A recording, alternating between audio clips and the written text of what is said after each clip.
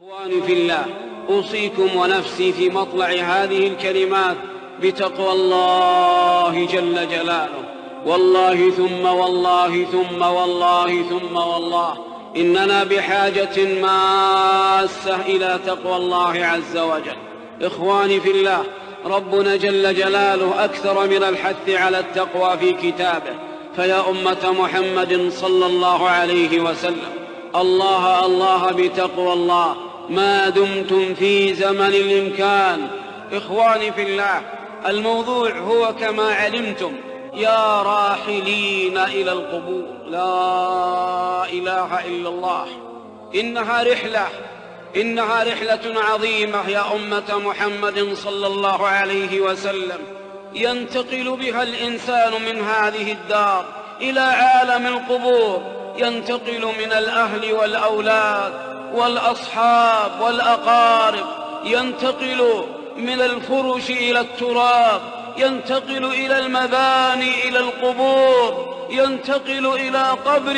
تصف عليه فيه اللبنات ويحثى عليه التراب، ويكون فيه وحيدا فريدا إلى أن يأذن الله لقيام الأبدان من القبور. فيا أمة محمد صلى الله عليه وسلم، إن ساعة الرحيل تختلف يا عباد الله، ساعة الرحيل تختلف، فمنهم من يحب لقاء الله ويحب الله لقاءه، منهم من يبشر كما أخبر الباري جل جلاله، ومنهم من تضرب الملائكة وجوههم وأدبارهم ويختم لهم بسوء الخاتمة، يقال لتلك الأرواح أيتها النفس الخبيثة اخرجي إلى سخط وغضب من الله سبحانه وتعالى. إن ساعة الرحيل تختلف يا أمة محمد صلى الله عليه وسلم، منهم من تستقبل أرواحهم ومنهم من ترد أرواحهم، منهم من تكون أرواحهم في أعلى عليين ومنهم من تكون أرواحهم في أسفل السافلين. إن لحالة الرحيل أمور عظيمة يا أمة محمد صلى الله عليه وسلم. المرجع والمآب إلى عالم الخفيات سبحانه وبحمده. فماذا أعددت لساعة الرحيل أخي في الله ويا أختي في الله؟ ماذا أعددنا لساعة الرحيل؟ إخواني في الله، استعدوا لساعة الرحيل. بعد القصور وبعد الفلل وبعد المساكن الأخرى يكون في قبر ضيق الأرجاء إلا أن يوسعه الله عليه. على أتكبر الله تبارك وتعالى وحكم بارت عزدي سي جلالديس، عزدي سي وينك سو كبرت وحل وعزتي وجلالي. لبا عبسيوت أظن كيغا أكل من ما يبو الله يجي، لبا أمان وضا السين ماي، لبا أمني وضا السين ماي، لبا خوف يعبسين أكل من ماي. هدو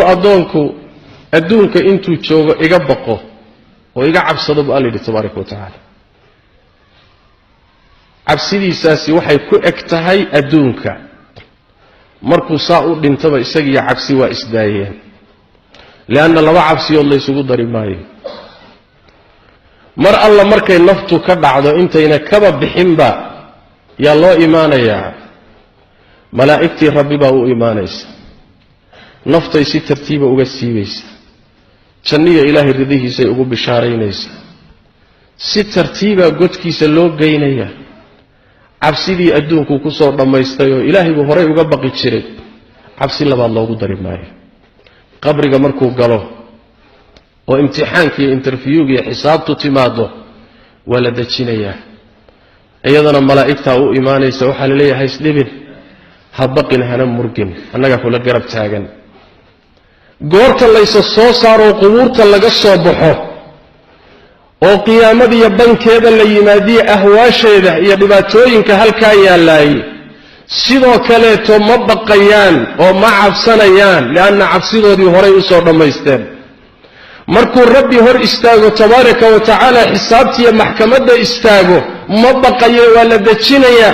rabbina waa asturaya tabaaraka wa tacaala kanafkiisa iyo asturkiisuu gelinayaa rabbi tabaaraka wa tacaala ku xisaabinaya ee ma fadeexaynayo rabbi tabaaraka wa tacaala siraadka hala gudba hadday timaado goobta ugu daran ah wain minkum ilaa waariduha kana calaa rabbika xatman maqdiya halkaas oo jahannamo korkeeda la mari doono ayadana cabsigii ma jirte gaadiid orod badan baa lagu gudbinaya camalkiisii saalixa ah cabsigii ma jirto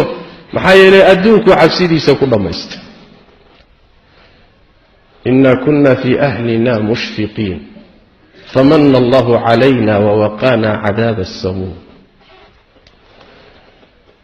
لما نبتقليو لما أمانا لغوكل من مايو حدد أدونك إسلقتي ود مكر إلهي آمن كاهي ود عقوبتي سآمن كالنقطات إسلقتودا كتلق شنينا إلهي تبارك وتعالى وحو عفصد هذا كو دياريي maalinkaad adduunkan dhaafto markaad dhimanayso waa xaalad cabsi leh leanna marka lagu yimaadaba naftana waa lagugu silcin sida lagaaga saarayo intayna kaa bixinna waa laguu bishaaraynayaa waxaa laguu bishaaraynayaa ilaahay cadaabkiisa iyo cadhadiisa markaasay naftii cararaysaa oo jidhka ku cararaysaa oo xaggay ku fakanaysa xoog baa lagaaga soo saaray jaa iyadoon bixinboo jidhka ka dhammaaninba way og tahay meeshay ku socoto ilaahay cadhadiisa iyo cadaabkiisa cabsi baa gashay carar baa galay laakiin ayna almafar meel loo cararo ma jirto markay qabriga tagto inta la sii wadaba oo tunka lagu sido waxay leedahay yaa waylahaa hoogeeday xaggeed u wadaan way oontaa meesha kusii socoto qabrigaa la geeyey waa god cidhiidhi oo cadaab iyo naar ah waa gubanaysaayoo waa silcaysaa waa la soo baxay oo qiyaamadii baa la yimid waxa ahwaal iyo dhibaato laga sheekeeyey oo qur-aanku ka sheekeeyey iyo sunnada nebiga sal alla alay wasalam ayaa sugayoo u yaalla allah hortiisay tegaysaa ayadoo cabsanaysaoo gariiraysa markaasaa cadaabkii la hor keenayaa waa la tusayaa siraadka marka la gaadho gudbi maysae jahannamaa lagu tuuraya kullii waa wada cabsi weeye haddaad adduunka cabsan weyda cabsi baa ku sugaysa haddaad cabsatana ammaan baa ku sugaya laba ammaanna ilaahay isugu kaa dari maayo laba cabsiyoodna laysugu kaa dari maayo kaad dooran lahayd aday kuu taallaa marka allah tabaaraka wa tacaala qur-aanka kariimka labada qolaba waa ku tilmaamay qolada hore rabbi tabaaraka wa tacaala wuxuu yidhi ina aladiina qaaluu rabbuna allahu uma istaqaamuu dadka adduunka markay joogeen iimaan saxa la yimid dariiqa saxdaana ku toosoo ilaahay ka baqi jiray markay la gaadho xaaladooda tatanazalu calayhim almalaa'ika malaa'ig baa soo degi malaa'igtu maxay xambaarsantahay anlaa takhaafuu ha baqina walaa taxzanuu ha murgina waabshiruu biاljannati alatii kuntum tuucaduuna jannadii laydin yaboohi jirayna ku bishaaraysta baqdin iyo walwal male ha baqina naxnu wliyaa'ukum fi lxayaati اdunya wa fi اlaakhira adduunka markaad joogteenna annagaa idin garab taagnay maantana annagaa idinla joogna ha baqina waa goorma culimmadu waxay yidhahdaan malaa'igtaasi bishaaradaa xambaarsan waxay ku soo degaysaa marka nafta laga qaadayo waa xaalad adag marka qabriga la geliyo waa xaalad adag marka laysa soo saarayo nolosha cusub iyo xisaabteeda la gelayo waa xaalad adag jamiic xaalaadkaasoo dhan bay malaa'igtaasi ku soo degaysaa saas daraaddeed baa rabbi qur-aanka kariimka wuxuu ku yidhi laa yaxzunuhum alfazacu alakbar argagaxa ugu weyn adduunka ee dhici dooniyo kownka marka la burburinayo argagaxaasi iyaga ma cabsi geliyo sababtu maxay tahay horey cabsidoodii u dhammaysteene cabsi dambe la gelin maayo waa ammaan qolada kalena rabbi tabaaraka wa tacaala wuxuu inoogu sheegay suurat linshiqaaq faama man uutiya kitaabahu waraa'a dahrihi ruuxa kitaabkiisii laga siiyo gadaal laga siiyo dhabarka gadaashiisa looga dhiibo fasawfa yadcuu hubuuran halaag buu u yeedhan doona wayaslaa saciiran naar saciirana waa gelaya maxaa yeelay maxay tahay sababtu innahu kaana fii ahlihi masruuraa ehelkiisa markuu dhex joogay adduunyadii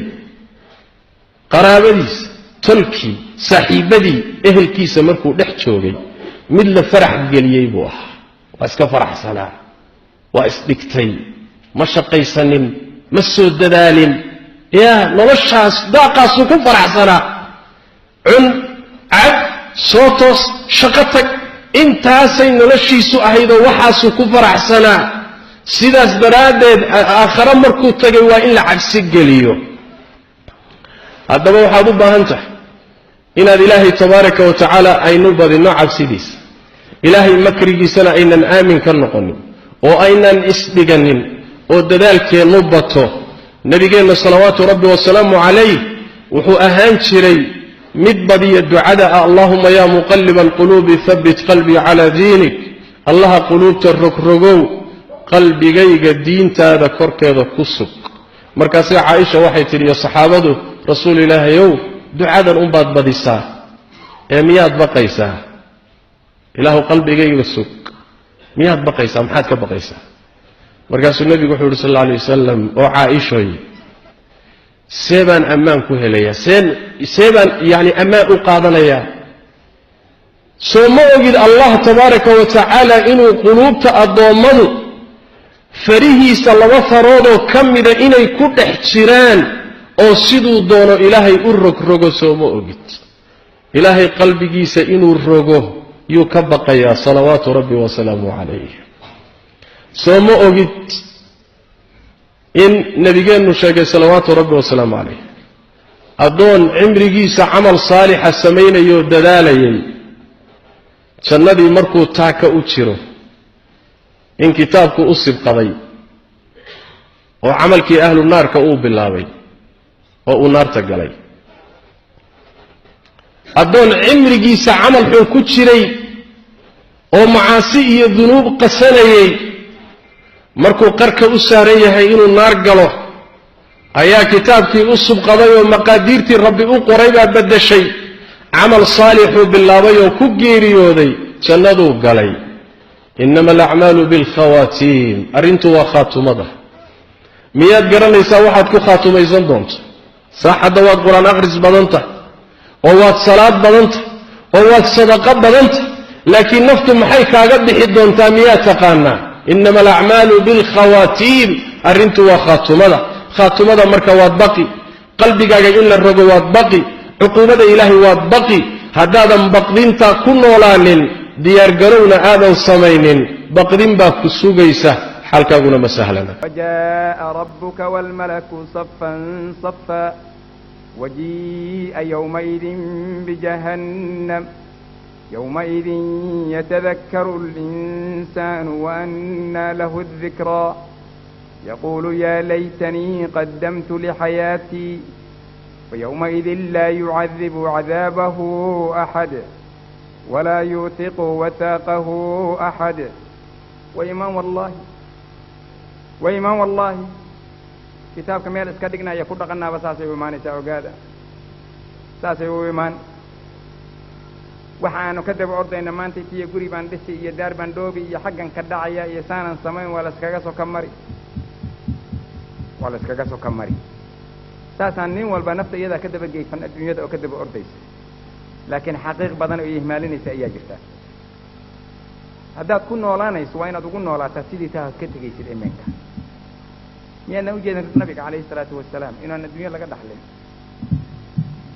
inaanu daara ka dhooban miyaanaan u jeedinin miyaanaan u jeedin cumar miyaanaan u jeedin abubakar sidau yaalay dadkii jannada xaggeeda u badinaya sidaa xoolahoodii ku halaaga iyaguna xoolahoodii ku bixiyaan inay jannadaa ku gaaraan annaguna xoolaan ka daba ordayna diintii u tuurayna soo maha waa sidaa weeye fahamka annagu intaasuu leegi samadii ma lahan qorax waashraqat alardu binuuri rabbiha ilaahay nuurkiisii ardadii ku iftiimi markaa mujrimiintii iyo muuminiintii waa in la kala sooco marka sayndaan la isku dhex fadhiya iminka la isuma dhex fadhi doona ogaada miisaankiina waa in la soo taagaa waalwasnu yawmaidin alxaq faman haqulat mawaaziinuhu faulaa'ika hum almuflixuun ومن خفت موازينه فأولئك الذين خسروا أنفسهم في جهنم خالدون خسروا أنفسهم بما كانوا بآياتنا يظلمون إلهي تسلي والوزن يومئذ الحق يا لساري عمل كينا ويا كان قبرك كوكو إيمان يوي كان لساري حق حسناتي سيئاتي باللساري كل كاسا لو يري دونا شهودي ودن dadkii markhaatiyaalkii dhan waa loo yeeriye malaa'igtii yaa markhaati kici doona intii khalqiga kale iyo malaa'ig iyo bashar kale la soo dhaafo jirkaaga ku markhaati kici qof walba jirkaaga ku markhaati kici indhihiiba markhaati kici oo gacmihiiba markhaati kici oo dhegihiiba markhaati kici oo wallaahi meel kale loo dhaqaaqi maayo ogow يعني حمانت أن سمينا نود سلاذة كدو مدتك كله كعما هذا كدو ما كرين